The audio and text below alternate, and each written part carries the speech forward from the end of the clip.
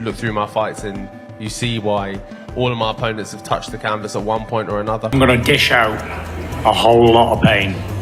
I'm going to put this fucker in the hurt locker, for sure. It's ridiculous, and you see these scuffles and all this nonsense at press conferences, and that is where it goes wrong. Fabio Wardley detonates the moment by slapping Tyson Fury in their latest face-off, a split second that rippled like an earthquake through the boxing world.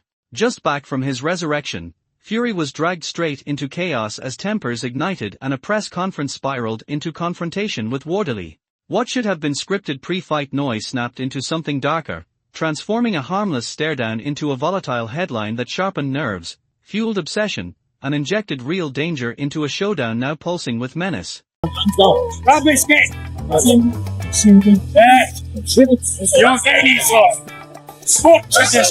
Tyson Fury made it brutally clear he isn't brushing Fabio Wardley aside, not for a second, not after that slap. The fury in his eyes said everything words couldn't, a cold promise wrapped in raw rage. That single strike lit a fuse, and now Fury is burning, warning that Wardley should brace himself for a fight soaked in pressure, violence, and relentless punishment. Fury isn't talking anymore, he's declaring that the ring will be the only courtroom, the only judge, the only truth. What began as a face-off has twisted into a loaded warning shot, pouring gasoline on an already volatile situation and cranking the tension to dangerous levels, turning this potential heavyweight clash into something far bigger, darker, and impossible to ignore. I got nothing to say, apart from there's going to be a whole lot of hurt and pain in this fight, you watch. That's all I got to say. Fabio Wardley is firing a loud, calculated warning straight at Tyson Fury, and it's anything but reckless noise. He isn't rushing to trade early chaos, but make no mistake, Fury won't be able to slip and vanish forever. Wardley is stalking the blueprint, planning to chase him down, cut the ring, trap him in corners, and drag him into exchanges that will shape everything. It's a bold predator's threat. Fury owns experience, but Wardley is coming to prove his sharper, colder, and far more dangerous when the moment finally bites. Trying to engage very early, or very often, but that's another area I can double down and hunt him around that ring. Like, there's only so long you can go running from me in a ring. You're not going to be able to keep that up for 12 rounds. I will find you, I will hunt you down, and you will have to stand in front of me and let your hands go at one point or another. So, and at that moment, that's where Frank Warren cuts through the chaos and drags the moment back to reality, reminding everyone this is boxing, not a street brawl fueled by ego and impulse. His message lands clean and sharp. Fighters are the ones getting paid, and the only place drama should settle scores is inside the ring. Everything that explodes before the bell is pointless noise, tension without purpose, heat without reward. Warren dismantles the slap without hesitation, calling it exactly what it is: empty, stupid antics that create headlines but earn no respect, no leverage, and no extra payday when the lights finally come on. A gang fight, you know, the only two would be fighting are the boxers and save it for the night. They don't get paid to fight before the fight. Dave Coldwell steps in to dissect exactly why Fabio Wardley's slap on Tyson Fury actually matters, and it goes far beyond cheap theatrics. Press conferences are normally packed with playful posturing and harmless noise, but the second you put hands on another man's face, a dangerous line is crossed.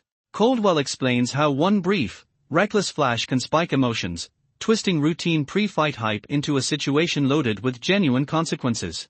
That slap didn't just stun the crowd for a moment, it tightened the pressure, shifted the psychological balance, and rewired the dynamic entirely, turning this upcoming fight into something far more volatile, personal, and explosively unpredictable. Because that's a little bit naughty, because I know it's all, you know, fun and games at press conferences, but when you lay your hands on another man's face, whether there's an egg in it or not, you've laid your hands on his face, and that takes it. Simon Jordan steps back and frames Fabio Wardley's slap with cold perspective, reminding fans that boxing has never been clean, calm, or predictable.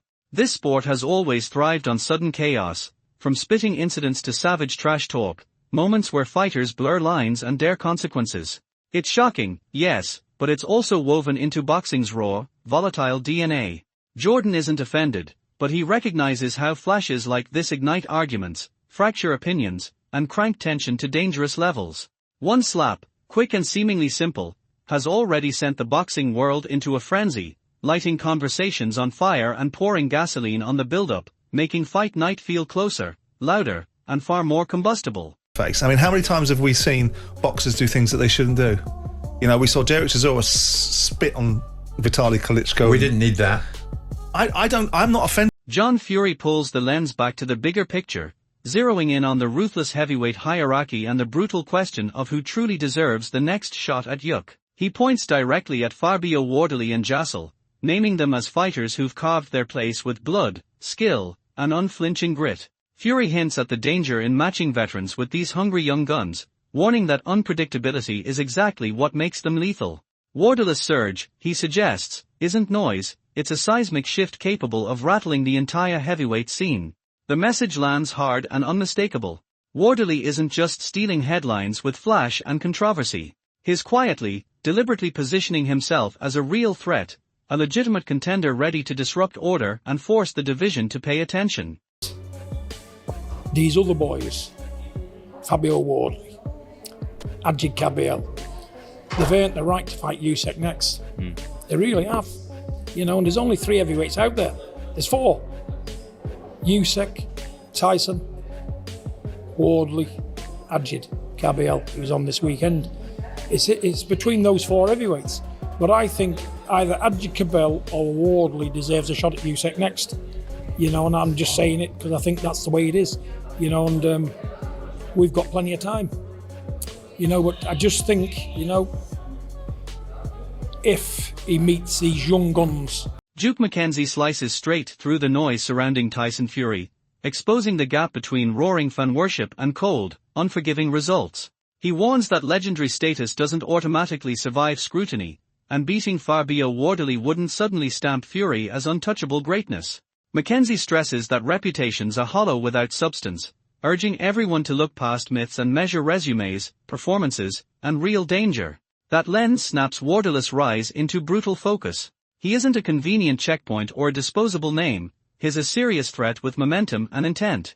McKenzie's sharp take rattles the idea that Fury's legacy is immune to challenge, reminding the boxing world that respect isn't inherited through hype or history. It's fought for, bled for, and proven under lights, where fanfare dies and only truth survives.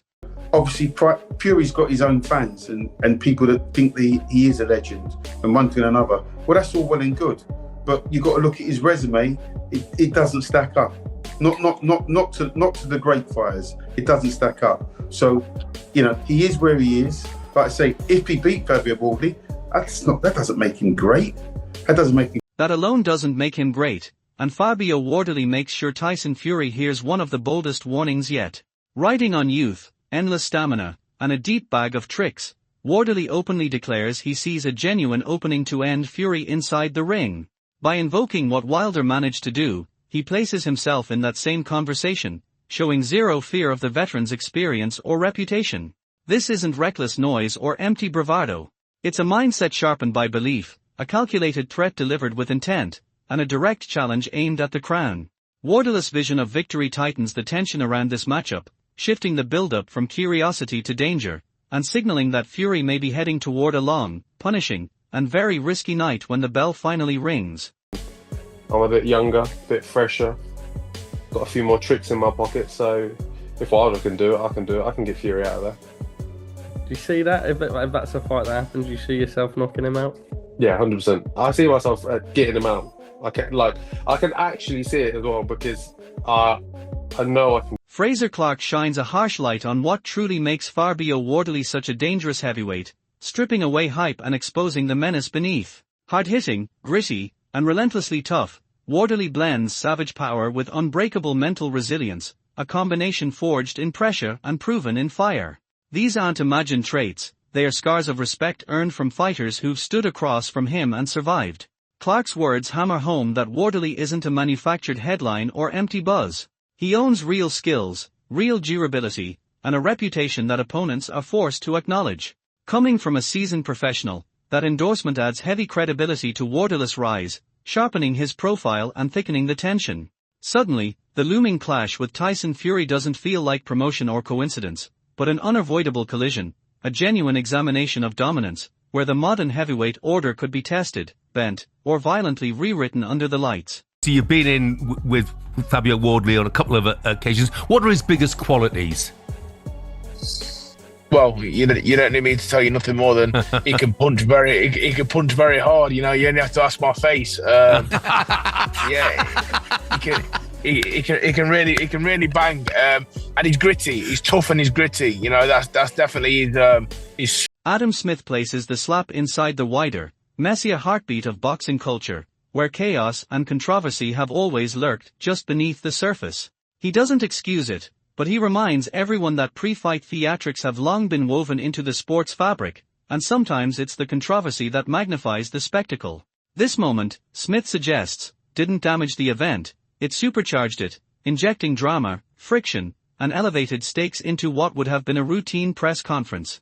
In seconds, a standard media obligation exploded into a global talking point, echoing across gyms, timelines, and debates worldwide. Now the noise shifts direction.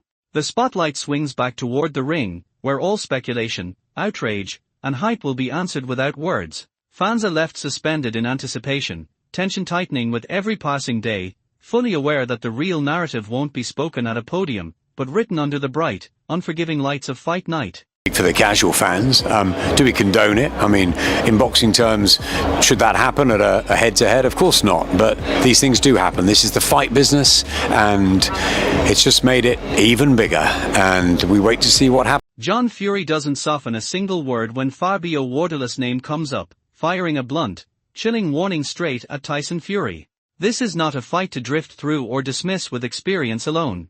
Wardley, he insists, is the real thing, a rising heavyweight force armed with the skill, speed, and ruthless tenacity to seriously threaten anyone who stands across from him. By framing the danger as life or death inside the ring, John Fury injects real gravity into the narrative, making it crystal clear that underestimating Wardley would be a costly mistake. That warning instantly spikes the stakes of their potential collision, igniting media speculation and cranking fan anticipation into overdrive. It's a deliberate, heavy statement meant to put Tyson on full alert while simultaneously elevating Wardley beyond cheap headlines, rebranding him as a genuine, high-risk contender whose threat extends far beyond press conference chaos and straight into the unforgiving reality of fight night. Really, I didn't want Tyson to box after Dillian White or Chisora. And I thought after the Ngannou fight, that was it. But he's tried to stay retired, he's not an happy man. And he says he's got more to give. Derek Chisora's praise of Fabio Wardley lands hard, emphatic, and impossible to ignore, painting a picture that forces the boxing world to stop and reassess. He describes Wardley as an exceptional, almost untouchable talent, a fighter whose skill set and natural gifts demand instant respect, even daring to label him the white Muhammad Ali of the last generation. Chisora isn't dazzled by power alone. His pointing to razor timing, deceptive agility, and a sharp boxing brain that turns Wardley into a complete, dangerous operator in the ring. This isn't casual admiration, it's recognition born from understanding how rare that blend truly is. His endorsement exposes a brutal truth: opponents don't just face strength, they struggle to cope with Wardley's balance of grit and finesse. Chisora's words lift Wardley from hype into genuine threat territory, sending a clear signal to fans and fighters alike that any fight involving him is serious business. It reframes Wardley as for more than a rising name. He's a heavyweight force whose mere presence can bend the rhythm, alter strategies, and disrupt outcomes, even in a looming showdown with Tyson Fury. He gets it wrong. You don't box this guy. It's like, I cannot explain it to you in a way you understand. You can't box him. He's just too good. He's just unbelievable great. Yeah, forget good, he's amazing. Yeah, he's great, he's amazing. He's like the white Muhammad Ali. He might not talk like Muhammad Ali, but he is the Muhammad Ali of the last generation. You understand? We have to give him the credit where it's due. Yeah? He is that guy. Oladipo zeroes in on the explosive pull of a potential Fabio Wardley versus Tyson Fury collision, breaking it down as both a sporting gamble and a financial lightning strike. For Wardley, this isn't just another fight on the calendar, it's a career-defining door cracking open, a rare chance to stand across from one of boxing's biggest names and announce himself on a global stage. For Fury, it's a lucrative summons, a matchup guaranteed to draw massive attention and revive the spotlight. Titles aside, Oladipo captures the stakes with precision. This isn't manufactured hype or hollow media drama. It's a genuine proving ground for Wardley, a moment to test his rise against elite pedigree.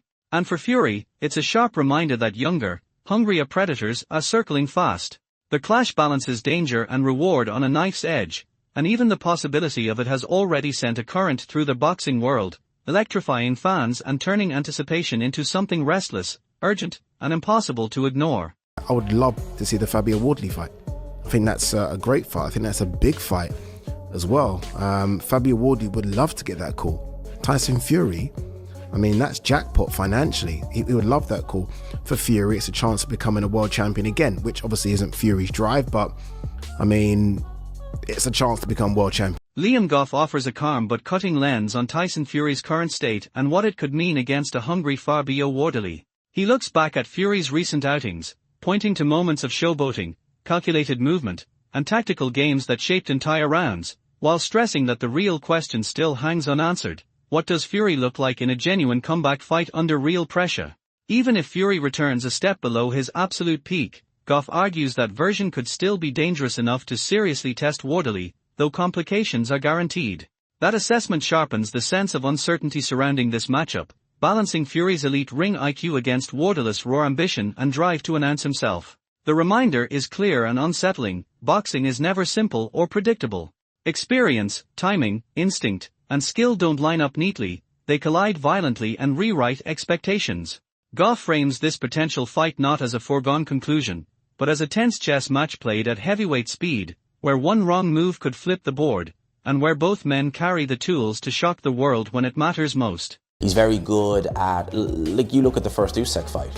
The first couple of rounds that Usyk was clearly winning out, landing Tyson Fury. You saw many people saying, oh, Fury won like round one, where he didn't land anything.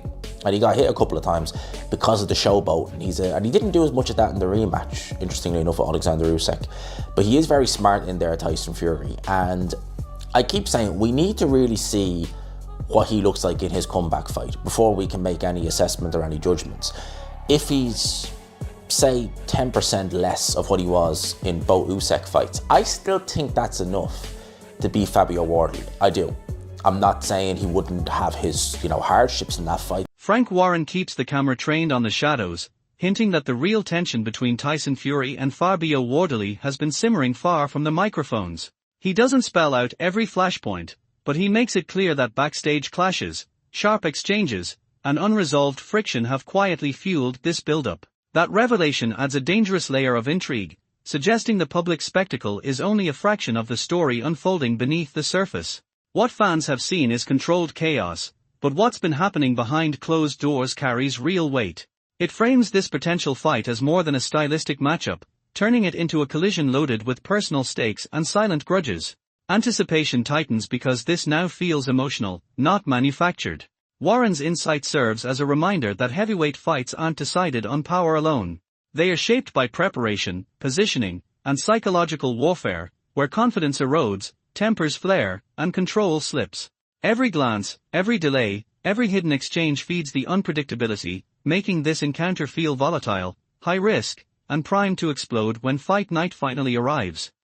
Well, I mean, I can't speak on their behalf. All I know is that, they were obviously, it seems there's been a... Eddie Hearn peels back the psychology behind pre-fight flashpoints, using the Wardley-Fury clash as a textbook example of how chaos is born. He explains that when a fighter is provoked through shoves, insults, or personal violations, the response isn't scripted or calculated, it's explosive, instinctive, and almost unavoidable. This isn't weakness, Hearn argues, it's human nature colliding with pressure.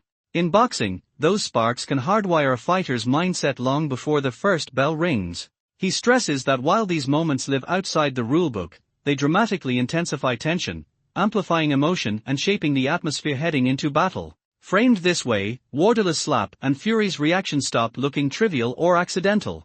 They become part of a larger psychological war, adding layers of narrative and strategy to the build-up. Every glare, every shove, every crossed line feeds the volatility, ensuring that when fight night arrives, it won't just be fists colliding, but pride, instinct, and unresolved fury exploding under the lights. Your buttons, when someone shoves you like that, when someone starts talking about your mum, no man, look, I'm a complete pussy, right?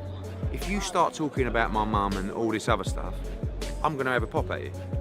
The tension between Fabio Wardley and Tyson Fury has exploded far beyond a routine face-off, mutating into something volatile and impossible to ignore. Every word exchanged, every shove, every shocking slap has tightened the coil around what now feels like one of the most anticipated heavyweight clashes in recent memory. Wardley's fearless confidence, Chizora's glowing praise, Fury's chilling warnings, and the relentless media storm all signal a fight where nothing will be casual and nothing forgiven. Speculation is raging. Can Wardley's youth, raw power, and relentless pressure overwhelm a seasoned giant who's seen it all? Or will Fury's ring IQ, veteran instincts, and survival craft once again dismantle a hungry challenger reaching too fast, too soon?